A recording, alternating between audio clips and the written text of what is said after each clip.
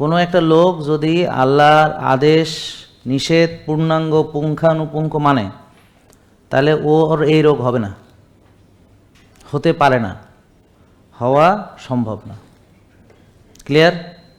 হ্যাঁ, এই ব্যাপারে যদি আপনাদের ধারণা স্পষ্ট না থাকে, আপনাদের ধারণা ইনশাল্লাহ স্পষ্ট হয়ে যাবে।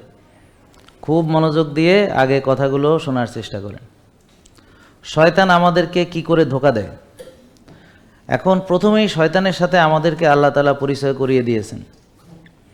শয়তান শয়তান হয়েছে কারণ শয়তান হতাশ হয়েছিল। আজকে আপনারা যারা হতাশ, তারা শয়তানের সরাসরি অনুসারী। আল্লাহ কারণে বলেছেন মুমিন হতাশ হবে না। তো আপনার ভিতরে রোগের কারণে হোক, যে কোনো কারণে হোক, যাদের ভিতরে হতাশা বিরাজমান, তারা শয়তানের অলরেডি ফলোয়ার হয়ে গেছেন উইদাউট এনি ডাউট। আল্লাহ বলেছেন মুমিন কখনোই হতাশ হবে না। মনে থাকবে কথাটা? এই হতাশা আগে দূর করেন, তাইলে তওবা করেন, করে এই হতাশাতে ছেড়ে দেন, তো হতাশা ঝেড়ে ফেলেন। আপনি হতাশ ভাই, গুড, এই তো সাবাস, তাহলে হাসেন। হ্যাঁ, এই তো হাসি খুশি থাকতে হবে।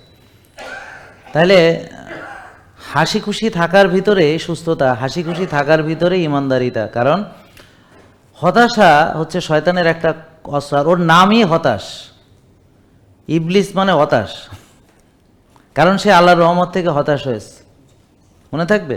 তা আজকে যারা আপনারা হতাশায় নিমজ্জিত, তাদেরই বুঝতে হবে যে আপনারা এই ধোকার ভিতর পড়ে গেছেন, শয়তানের ধোকা। জেকে লাইফস্টাইল, ওষুধ মুক্ত সুস্থ জীবন।